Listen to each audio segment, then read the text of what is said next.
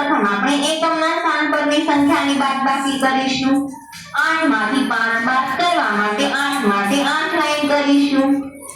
1 2 3 4 5 6 7 8 8 માંથી 5 બાદ કરવા માટે 5 લાઈન બાદ કરીશું।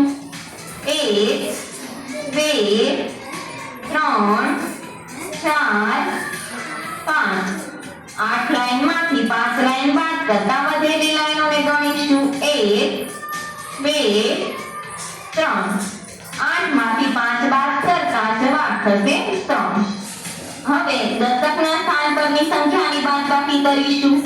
6 માંથી 3 બાદ કરવા માટે 6 માટે 6 લાઈન કરીશું। 1 2 3 4 5 6 6 માંથી 3 બાદ કરવા માટે 3 લાઈન બાદ કરીશું।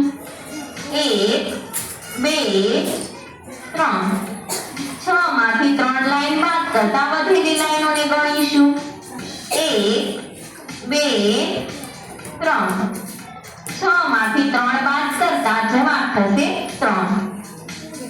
68 માંથી 35 બાદ કરતા જવાબ થશે 33।